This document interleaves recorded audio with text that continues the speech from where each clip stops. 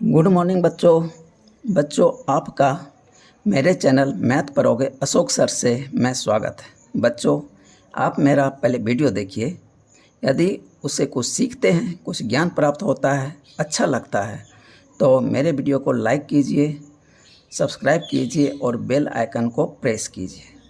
बच्चों आज हम पढ़ेंगे math NCERT class 10 chapter 3 pair of linear equations in two variables. इसमें दो इक्वेशन होंगे और दोनों ही इक्वेशन में दो वेरिएबल होगा, एक x और दूसरा y, और एक कांस्टेंट टर्म होगा दोनों में, एक में C1 दूसरे में C2।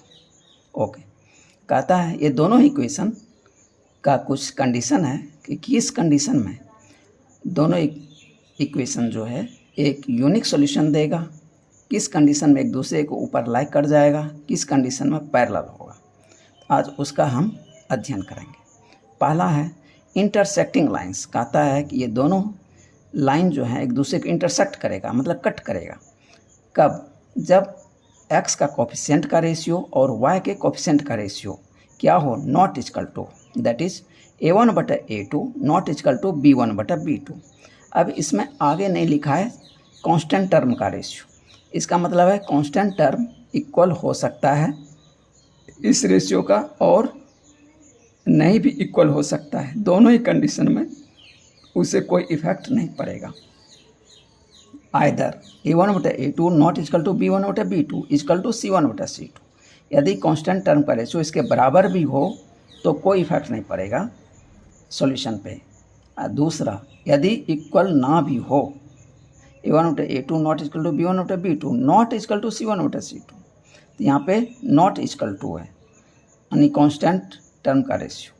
तो यूनिक सॉल्यूशन पे इस कांस्टेंट टर्म का रेशियो का कोई इफेक्ट नहीं है। इसीलिए आपको क्वेश्चन जो सॉल्व करते हैं उसमें प्राय a1/a2 not equal to b1/b2 ही निकाल के इसको छोड़ देते हैं कांस्टेंट टर्म को। तो अब यदि रेशियो ऐसा बनता है a1/a2 not equal to b1/b2, तो ये क्या करेगा, एक यूनिक सॉल्यूशन देगा, that is exactly one solution. दूसरा, कॉन्सिस्टेंट होंगे, और ये दोनों इक्वेशन क्या होंगे, consistent pair of linear equation. ये क्वेश्चन प्रायः ये दोनों ही कैरेक्टरिस्टिक से मिलता जुलता क्वेश्चन पूछा जाता है। दूसरा कंडीशन, कोइंसिडेंट लाइंस। ये क्या है, कोइंसिडेंट लाइंस, मतलब एक लाइन दूसरे लाइन के ऊपर लाइक कर जाएगा। If a1/a2 equal to b1/b2 equal to c1/c2, यानी सब का रेशियो क्या हो, बराबर हो। तो इसमें क्या होगा, एक लाइन दूसरे के ऊपर लाइक कर रहा है, तो इसका मतलब जितना भी पॉइंट है उस लाइन पे सारा ही सॉल्यूशन है। तो सॉल्यूशन कितना हो जाएगा, इन्फिनिटी हो जाएगा। इसलिए इसका क्या हो जाएगा, इन्फिनाइटली मैनी सॉल्यूशन, और कॉन्सिस्टेंट होगा। तो कॉन्सिस्टेंट देखिए, ये इसमें भी था, कॉन्सिस्टेंट इसमें भी है, consistent pair of linear equation. और एक ये नया term, dependent pair of linear equation. तो ये क्या है, dependent pair of linear equation. और इसमें क्या है, इंडिपेंडेंट होगा, इसमें पहला वाले में इंडिपेंडेंट होगा। आगे मैं बताया हूँ टेबुलर फॉर्म में। पैरेलल लाइंस कहता है कि किस कंडीशन में पैरेलल होगा, if a1/a2 equal to b1/b2 not equal to c1/c2। यदि ये कांस्टेंट टर्म का रेशियो इधर को भी वेरिएबल के रेशियो के बराबर ना हो तो उसमें पैरेलल हो जाएगा। तो इसका क्या हो, दोनों लाइन पैरेलल हो गया, सॉल्यूशन कुछ नहीं निकलेगा, नो सॉल्यूशंस। और इनकॉन्सिस्टेंट पेयर ऑफ इक्वेशन। अब देखिए, पहला ऊपर का दोनों कॉन्सिस्टेंट था, और ये जो थर्ड है पैरेलल लाइंस, ये क्या है, इनकॉन्सिस्टेंट। ठीक, पहला में यूनिक सॉल्यूशन था, दूसरा में इन्फिनाइटली मैनी सॉल्यूशन, तीसरा में नो सॉल्यूशन। तो ये याद रखिएगा बच्चों, ये प्राय पूछा जाता है। अब इसका डेफिनेशन देखते हैं, consistent pair of linear equation. इसका क्या डेफिनेशन बनता है, ए pair of linear equations in two variables which has a solution is called consistent pair of linear equation. कहता है लाइनियर इक्वेशन दो हों और उसमें वेरिएबल भी दो हों, और यदि उसका एक सॉल्यूशन निकलता है या मेनी सॉल्यूशन भी निकलता है तो वो क्या कहलाएगा? कंसिस्टेंट कहलाएगा। Inconsistent pair of linear equations, a pair of linear equations which has no solution, जिसमें कोई सॉल्यूशन ना हो, वो क्या कहलाएगा? Inconsistent pair of linear equations called an inconsistent pair of linear equations. The lines may be parallel. इसमें line क्या होंगे? पैरेलल हो जाएंगे।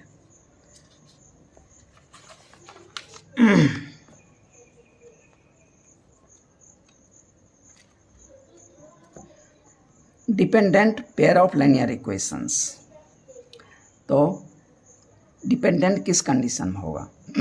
ए pair of linear equations which are equivalent has infinitely many distinct common solutions are called dependent pair of linear equations। कहता है कि दो linear equation है, यदि एक लाइन दूसरे लाइन पे कोलाइड कर जाता है तो वो डिपेंडेंट कहलाएगा। इस कंडीशन में बहुत सारे सॉल्यूशन हमें मिलेंगे। A dependent pair of linear equations is always consistent, ये क्वेश्चन भी पूछा जाता है। Independent pair of linear equations, a pair of linear equations which has one solution। कहता है एक पेयर है लाइनियर इक्वेशन का जिसमें कि एक सॉल्यूशन है, यानी यूनिक सॉल्यूशन है, या एक लाइनियर इक्वेशन का एक लाइन दूसरे लाइन को कट करता है, यानी intersecting lines, is called independent pair of linear equations.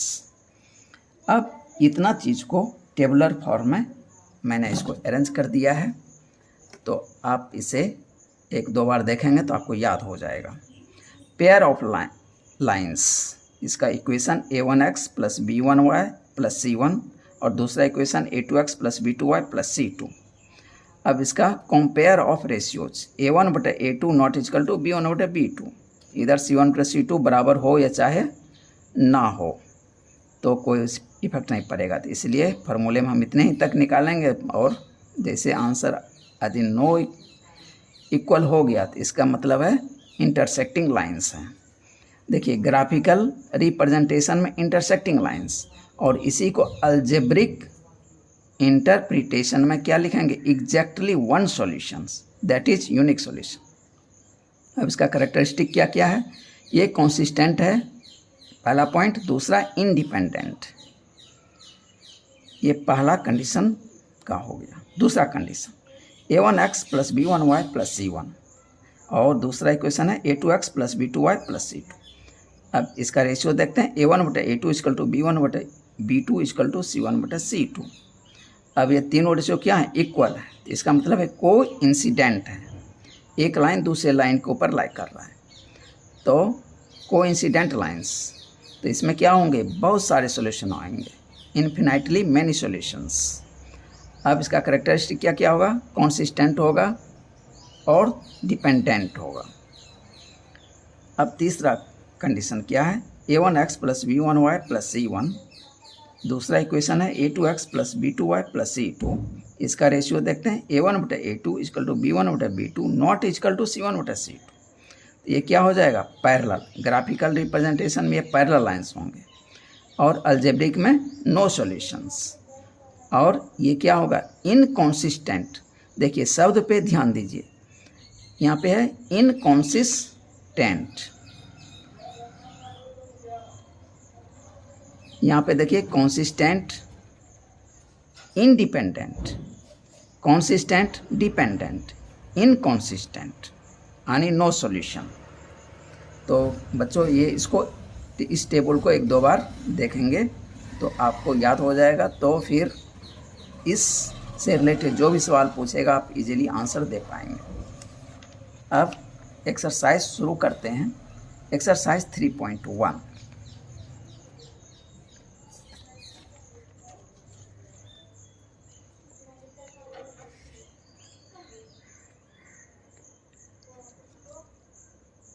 Exercise 3.1 का पहला क्वेश्चन है, फाइंड सॉल्यूशन ग्राफिकली। आपको सॉल्यूशन निकालना है लेकिन ग्राफिकली निकालना है। 1 का पहला क्वेश्चन कहता है 10 स्टूडेंट्स ऑफ ए क्लास 10, कहता है कि 10वीं वर्ग का 10 बच्चे पार्ट लेते हैं किसमें, मैथ के क्विज में।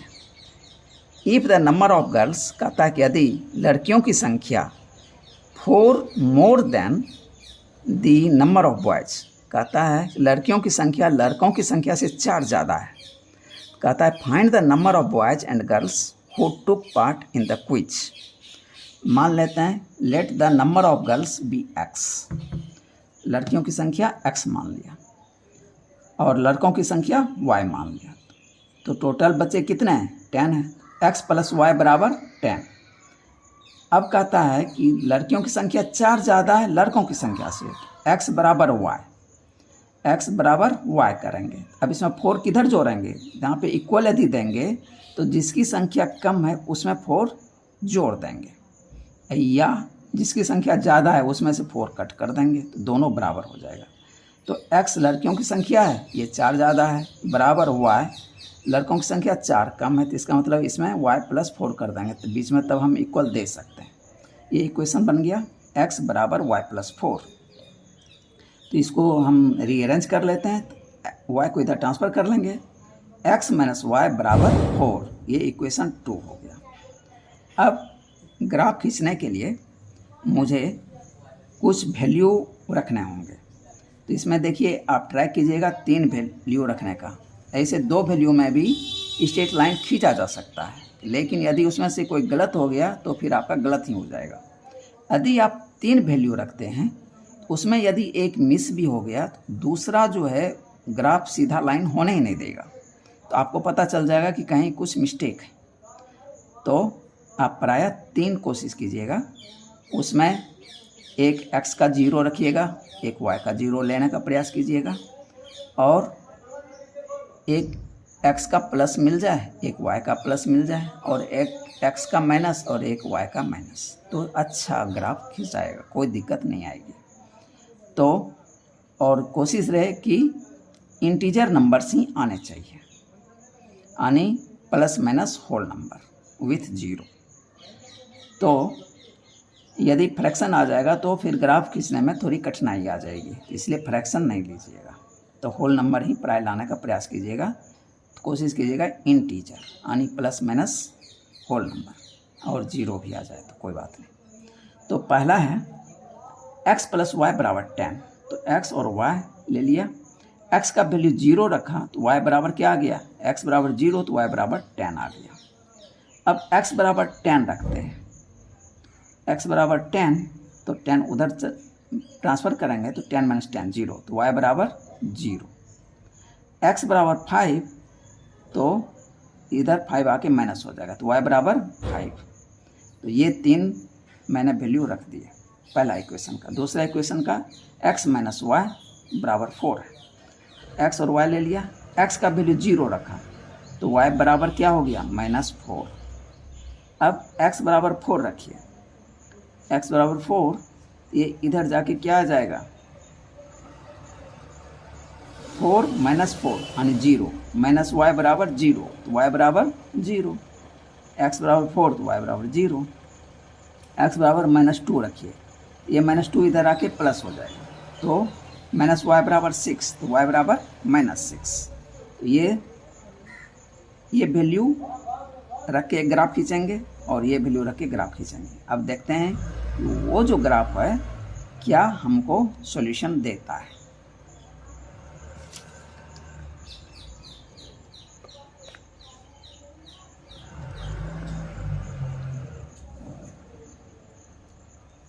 तो हम क्या करते हैं, लगभग मिडिल में इसमें वैल्यू देख लेते हैं, हाईएस्ट वैल्यू कितना गया है, 10, पॉजिटिव में 10 x का और y का भी 10, तो x का 10 इधर, y का 10 इधर, यानी पॉजिटिव इधर, y का नेगेटिव इधर, x का नेगेटिव इधर। ओके, ये बच्चों आप लोग शायद जानते होंगे ग्राफ खींचने के लिए, 9th में भी था। तो हम क्या करते हैं, एक्स एक्सिस ड्रॉ कर दिया लगभग मिडिल में और वाई एक्सिस ड्रॉ कर दिया, जहाँ कट हुआ 0 मतलब वो लगा दिया। ओके, ये 0 है, इस पॉइंट का कोऑर्डिनेट 0 0, ठीक है। अब प्लस वैल्यू एक्स एक्सिस पे 1 2 3 4 5 लिख दिया और 10 तक लिख दिया, और इधर भी वाई एक्सिस पे प्लस वैल्यू लिख दिया, वाई एक्सिस पे माइनस वैल्यू लिख दिया और एक्स एक्सिस पे माइनस वैल्यू लिख दिया। ओके, अब ड्रॉ करते हैं, x का 0 y का 10, x का 0, ये देखिए वैल्यू x का 0 y का 10 और x का 10 y का 0, ये दो वैल्यू आपको रख के बताता हूँ। x पे 0 तो ये दोनों का 0 है और y पे 10 तो y पे 10, तो ये आ गया 0 और 10। अब दूसरा है x पे 10 y पे 0, ये पॉइंट आ गया 10 और 0।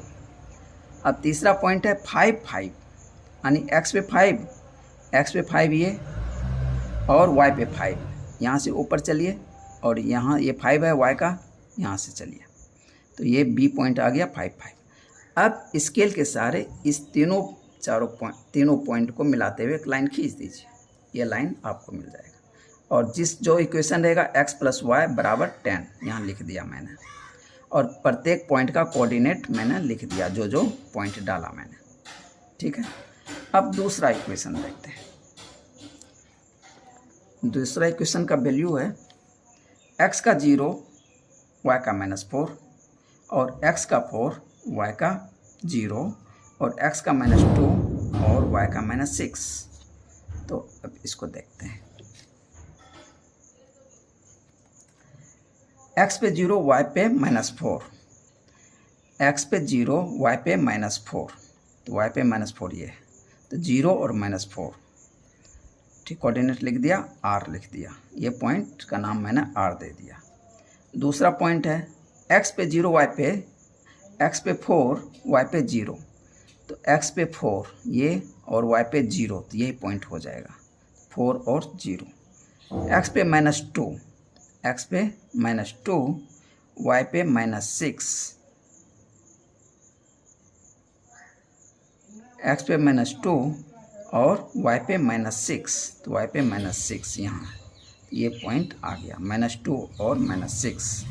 अब इस तीनों पॉइंट को मिलाते हुए लाइन खींच दीजिए, तो देखिए ये लाइन जो है इस लाइन को यहाँ पे कट कर रहा है, तो ये जो कटिंग पॉइंट है यही यूनिक सॉल्यूशन है।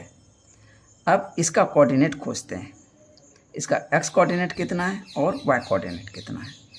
तो x कोऑर्डिनेट यहाँ से परपेंडिकुलर ड्रॉ कर दीजिए और यहाँ से परपेंडिकुलर ड्रॉ कर दीजिए, तो x पे जो वैल्यू आएगा वो x कोऑर्डिनेट हो जाएगा और y पे जो वैल्यू आएगा वो y कोऑर्डिनेट हो जाएगा। तो यहाँ से परपेंडिकुलर ड्रॉ किया तो ये 7 पे आया, तो 7, और यहाँ से परपेंडिकुलर ड्रॉ किया तो ये 3, तो 7 और 3, और इसका नाम दे दिया मैंने s। तो यही इस ग्राफ का, इस सवाल का सॉल्यूशन है, 7 और 3। x बराबर मैंने गर्ल का संख्या लिया था, तो 7 गर्ल्स और 3 बॉयज, ये मेरा सॉल्यूशन है। तो मैंने इसमें लिख दिया ग्राफ ऑफ क्वेश्चन 1 का 1, एक्सरसाइज 3.1, स्केल लिया 1 यूनिट बराबर 1 cm, ये 1 cm का डिस्टेंस है हर तरफ, तो 1 यूनिट लिया 1 cm में। अब सॉल्यूशन, यूनिक सॉल्यूशन, क्योंकि एक लाइन दूसरी लाइन को यहाँ कट कर रहा है, तो इसका सॉल्यूशन क्या हुआ, यूनिक सॉल्यूशन। s 7 और 3, दैट इज 7 गर्ल्स 3 बॉयज, तो मेरा ये इसका आंसर निकल आया। अब क्वेश्चन 2 कहता है 5 pencils and 7 pens together cost ₹50। कहता है 5 पेंसिल का और 7 पेन्स का दोनों मिला के कॉस्ट कितना है, 50 रुपये है। व्हेयर एज, अब कहता है 7 पेंसिल और 5 पेन्स टुगेदर कॉस्ट 46 रुपीज़। कहता है find the cost of 1 pencil and that of 1 pen. तो एक पेंसिल और एक पेन का दाम बताइए। हम मान लेते हैं let the cost of one pencil is ₹X और cost of one pen is ₹Y। ठीक है, अब from first part of question we have, कितना है पहला पार्ट में 5 पेंसिल और 7 पेन्स, यानी एक पेंसिल का x तो 5 पेंसिल का कितना 5x, एक पेन का y तो 7 पेन का कितना 7y।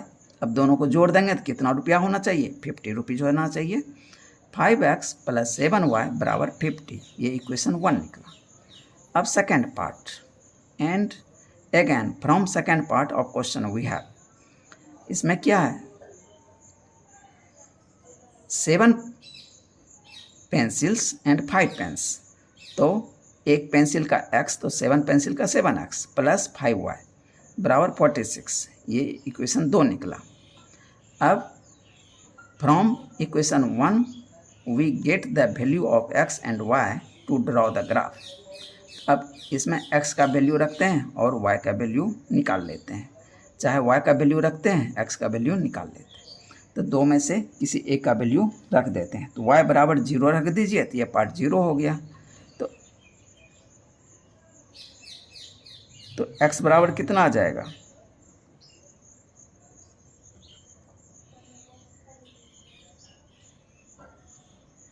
x बराबर 10, 10 × 70, 40, कुछ मिस्टेक,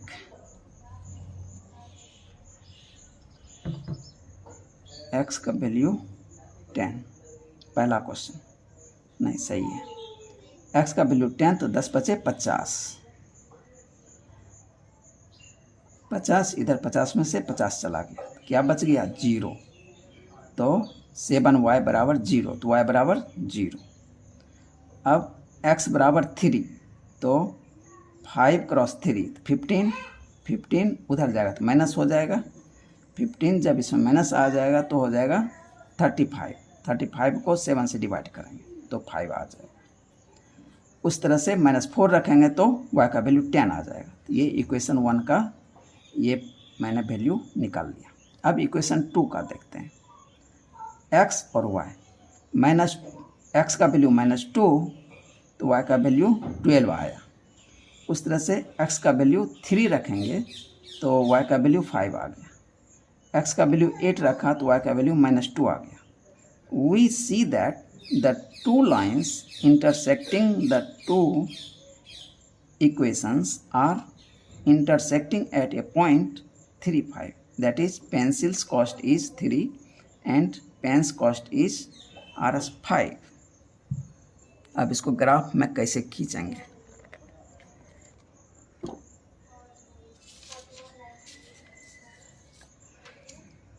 तो पहला है 10, x पे 10, y पे 0, x पे 10,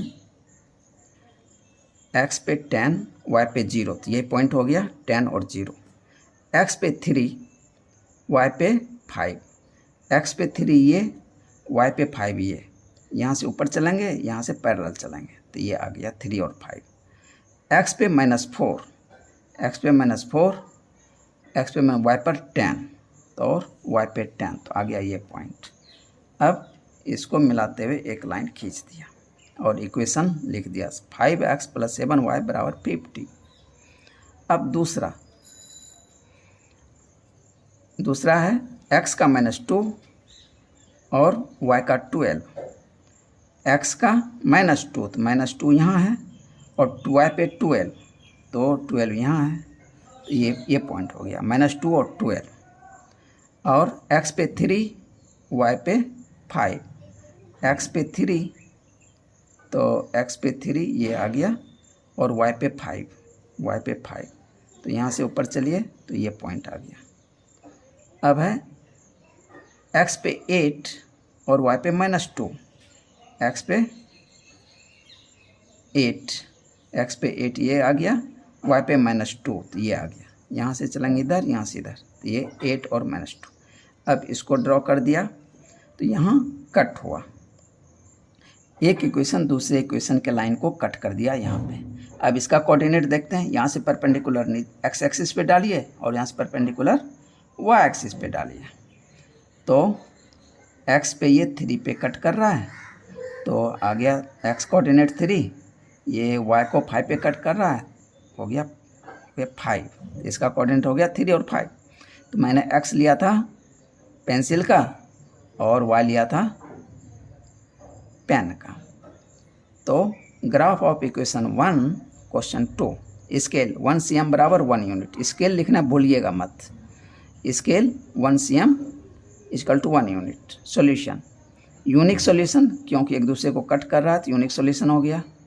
और वो सॉल्यूशन क्या है, बी, पॉइंट बी 3 और 5, that is pencils cost is ₹3 and pains cost is ₹5। यही मेरा सॉल्यूशन निकल के आया, ये मेरा आंसर हो गया।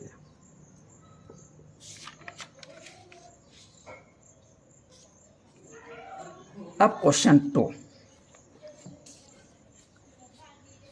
कहता है on comparing the ratios A1/A2, B1/B2 and C1/C2, find out whether the lines representing the following pairs of linear equations intersect at a point। कहता है कि रेशियो निकाल के आप बताइए कि क्या ये इंटरसेक्ट कर रहा है किसी पॉइंट पे, क्या ये पैरेलल है, क्या ये कोइंसिडेंट है, मतलब एक के ऊपर दूसरा लाई कर रहा है। 5x - 4y + 8 बराबर 0, 7x + 6y - 9 बराबर 0, ये दो इक्वेशन है। मान लेते हैं late a1x + b1y + c1 = 0, a2x + b2y + c2 = 0। So we have अब a1/a2 कितना हो जाएगा, 5/7, b1/b2 -4/6, तो ये कटेगा तो इसको काट देंगे, तो -2/3 आ गया। c1/c2 8/-9, 8/-9। अब देखते हैं a1/a2 not equal to b1/b2 not equal to c1/c2। तो हम यदि यहीं पे नॉट इक्वल टू आ गया तो इसका लिखने की ज़रूरत नहीं है, यदि लिख दिए तो सही ही लिखिएगा, नहीं तो यहाँ तक भी आप छोड़ सकते हैं। तो अब ये क्या हो गया, यहाँ पहला ही a1/a2 not equal to b1/b2, यानी वेरिएबल का कोएफिशिएंट का रेशियो इक्वल नहीं है, तो ये यूनिक सॉल्यूशन देगा। यूनिक सॉल्यूशन देगा तो ये क्या करेगा, इंटरसेक्ट करेगा, तो ये आंसर हो गया yes. So pair of lines will intersect at A point. Question 2, 9x + 3y + 12 बराबर 0, 18x + 6y + 24 = 0। सॉल्यूशन, और इसको हम कैसे लिख सकते हैं जिससे कि हम फार्मूला में पुट कर सकेंगे।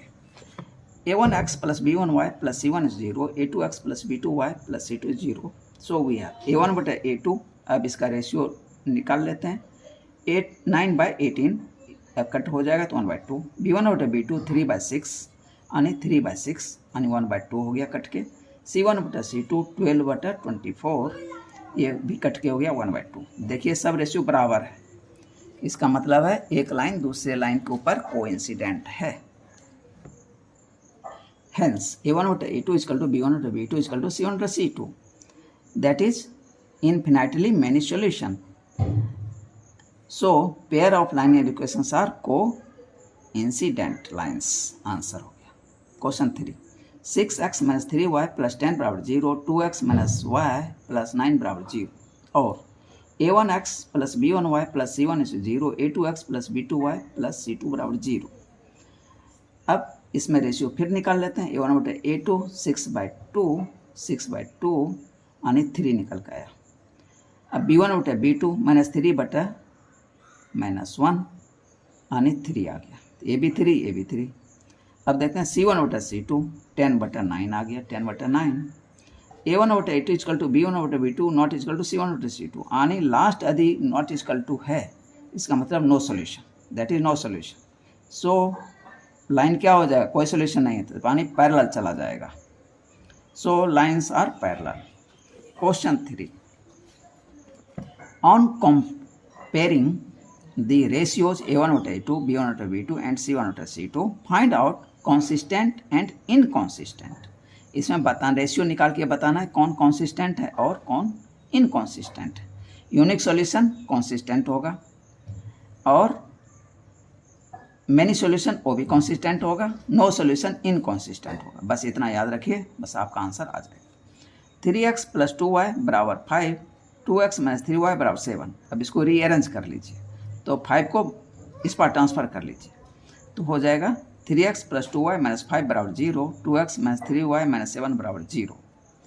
तो अब let the above pairs of linear equation taken H a1x + b1y + c1 बराबर 0, a2x + b2y + c2 बराबर 0। अब रेशियो निकाल लेते हैं, a1/a2, a1/a2 3/2 हो गया, b1/b2 2/-3 हो गया, एंड c1/c2 -5/-7 यानी 5/7 हो गया। अब देखिए इसमें कोई भी इक्वल नहीं आ रहा है, तो इसका मतलब यूनिक सोल्यूशन हो गया।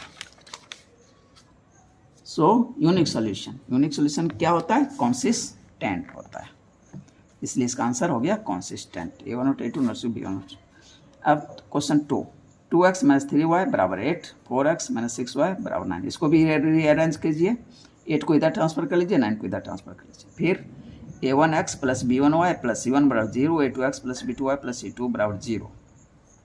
अब a1/a2 रेशियो देखते हैं कितना आता है। a1/a2 = 2/4 = 1/2, b1/b2 -3/-6 यानी 1/2, एंड c1/c2 -8/-9 यानी a1/a2 बराबर b1/b2 not equal to c1/c2। इसका मतलब है कोई सोल्यूशन है क्या? नहीं। Thus we see that there is no solution। तो नो सोल्यूशन है तो लाइन क्या होगा? एक दूसरे का पैरेलल। आंसर हो गया, यानी इनकॉन्सिस्टेंट हो गया ये। अब क्वेश्चन 3, 3/2x + 5/3y बराबर 7, 9x - 10y बराबर 14। इसको भी रीअरेंज कर लीजिए, 7 किधर ट्रांसफ़र कीजिए, 14 किधर ट्रांसफ़र कीजिए। और इसके बाद a1x + b1y + c1 बराबर 0, a2x + b2y + c2 0। So we have a1/a2 3/2 बड़ी लाइन बाय 9। तो इसका मतलब है 9 एक छोटी लाइन दीजिए 1, तो ये 1 पलट जाएगा, 3/2 क्रॉस 1/9 = 1/6 आ गया आंसर। b1/b2 5/3 बड़ी लाइन बाय 10, तो इसी तरह इसमें भी हो जाएगा 5/3 क्रॉस 1/10 = 1/6। c1/c2 -7/-14, तो ये 1/2 हो गया। अब देखते हैं क्या आता है। Thus we have a1/a2 = b1/, not equal to c1/c2। ये इक्वल नहीं है, ये क्या होगा? No solution. तो लाइन क्या होगा? इनकॉन्सिस्टेंट। क्वेश्चन 4, 5x - 3y बराबर 11, -10x + 6y बराबर -22। इसको रीअरेंज कर लीजिए, इसको भी रीअरेंज कर लीजिए। फिर a1/a2 देखते हैं, a1/a2 5/-10 = -1/2, b1/b2 -3/6 यानी -1/2। c1/c2 देखें, c1/c2 -1/2। देखिए सब बराबर आ रहा है, इसका मतलब है ढेर सारे सॉल्यूशन कॉन्सिस्टेंट हो जाएगा। सॉल्यूशन है कॉन्सिस्टेंट हो गया। 5वां, 4/3x + 2y बराबर 8, 2x + 3y बराबर 12। इसको रीअरेंज कर लीजिए, और फिर a1x + b1y + c1 बराबर 0, a2x + b2y + c2 बराबर 0। तो वी हैव a1/a2 4/3/2। तो यहाँ ध्यान रखिएगा कि इसके नीचे नहीं कुछ है, तो बड़ी लाइन ध्यान रखिए, और कैसे पलटता है वो पता होना चाहिए। ये तो बच्चे क्लास में ही सिखाया जाता है, शायद हम ये समझ के चलना है कि आप लोगों को पता है। तो 4/3 क्रॉस 1/2, तो ये 2/3 आ गया।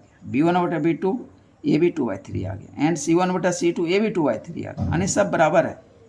तो सब बराबर हो गया तो क्या हो गया? बहुत सारे सोल्यूशन हो गए, तो ये क्या हो गया? कॉन्सिस्टेंट हो गया। बच्चों इस वीडियो में यहीं तक। अब रेस्ट सवाल 4, 5, 6 और 7 ये हम नेक्स्ट वीडियो में बताएंगे। बच्चों थैंक यू।